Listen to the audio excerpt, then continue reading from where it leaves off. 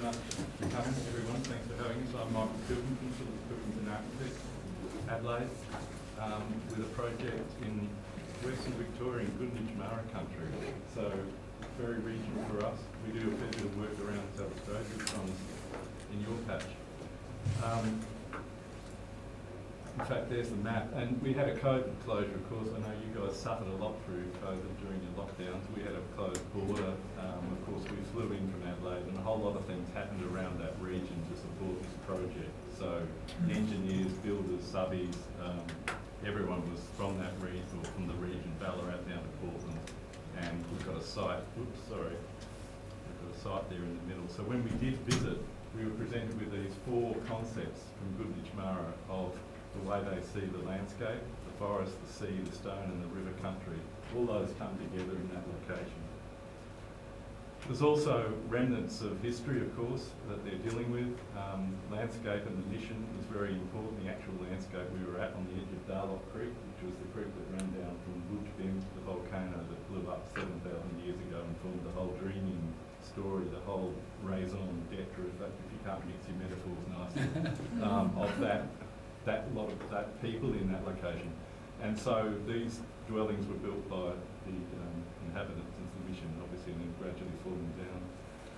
The other context for this was we're bringing material out of the Melbourne Museum, we're bringing it to country. So the whole idea of a keeping place is that material is for the original owners of that material to be able to interact with. It's not really a public museum. I think we thought early on, well, what is this thing? It's actually a repository. It's a museum repository in a obviously regional location. So we visited Melbourne just to get a handle on how, you know, these images, of course, that's how Western museums present all this material. But the interesting one for us, of course, was this book. Sorry, let me get my little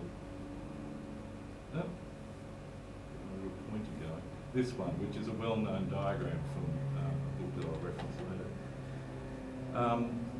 The mission itself is this red zone up here. Darlot Creek's coming down here, which had the lava flow through it from the volcano. So this is the big site. The occupation of the mission was down that corner. There's a hill kind of coming back up towards the main road. And this map is really just the cultural heritage management plan that was undertaken on that site that generated artefacts such as that. We had a look at where a location could be. We decided on option B. The top, it's a hill, natural campsite up here, the mission down closer to the creek, the river. Dr. Paul Memmett's book, this wonderful book, looks at the whole of Australian architecture, indigenous thereof, and this drawing was key to our approach to the project. So this is an historic drawing on the left and some conjectural sketches by Paul based on archaeological research by a researcher. That generated a plan form. We wanted to have this spreading form that looked over the valley. So we have little round keeping places, if you like, on each side. This is an elder's room. We had a split down the middle, stage 1 and stage 2. So we also had the idea of using 2 forms, the spreading hand, I'll use my hands, the spreading hand form and the tower form directly referencing the indigenous dwellings. And now I've lost that. And also the simple roof. We wanted to collect water off the roof, so we needed a very simple roof, this main roof here. We developed a section of the keeping place, mainly a timber building. We use a little bit of steel, but it's 80% timber, 85%, I'm not sure exactly, but our tall space was able to take a mechanical plant in the top, and we crowned it with this light, this lantern essentially as well. General view from the road, the access road, taking me through to the building with the 2 forms, and just some details about how Kurtonitj rock was used. This is locally gathered stone from the lava flow, and our keeping place space there. Collaboration involved a lot of work with the engineers, of course, about how we're bringing these 2 things together and how we're modelling that. So we obviously worked from design drawings by hand to computer files to get that all working. We had engineers in various locations.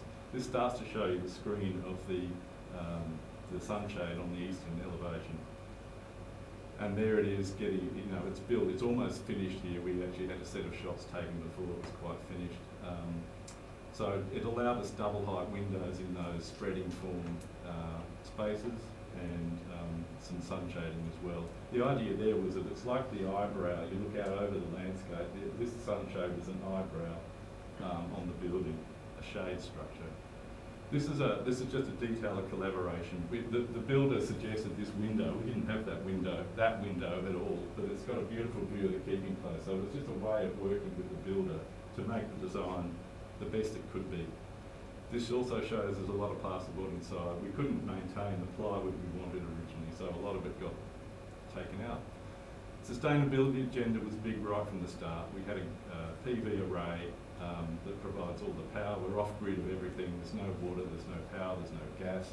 We're using our own wastewater disposal on site. And that was controlled and installed by a contractor from Portland. The idea there, that photo's there because I guess it shows the amount of timber we're able to get into the construction with a little bit of steel to support the bits that couldn't be timber. And that idea of the two roof forms, the very narrow and the spreading form together. Just a quick one about tanks, timber and daylight. The tanks have to collect that water, obviously, to be available for use. Timber was allowed, you know, we allowed that the windows could be timber framed on the inside with a very small aluminium adapter on the outside. So that was a way of addressing the construction of the window and just been getting daylight into that central corridor.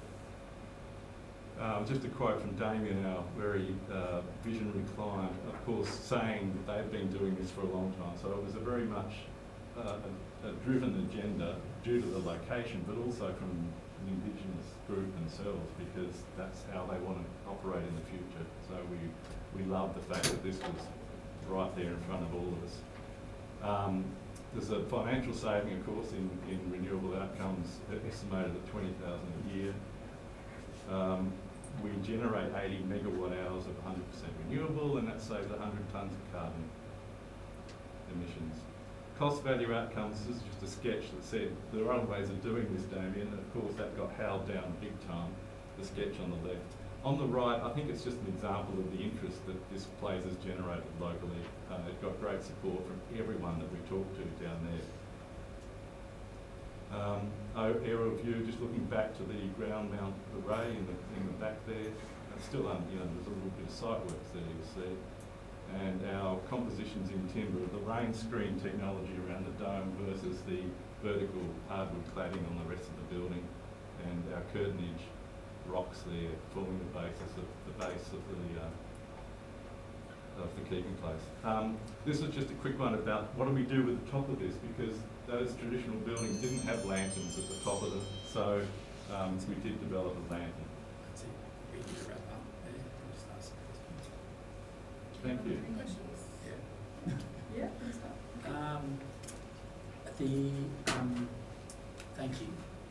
The eyebrow out to the east, the windows underneath, like that's a consistent distance and a consistent depth, but it changes orientations of wraps from the east to the south.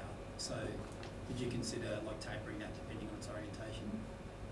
Not particularly. That came on very early, just as a. I mean, it does get round to the, slightly southwest, I guess, and in Adelaide, southwest is a disaster. We didn't really think that much about it. We just knew we wanted to shade that big eastern facade and those upper windows. My other question is about the timber cladding. Yeah.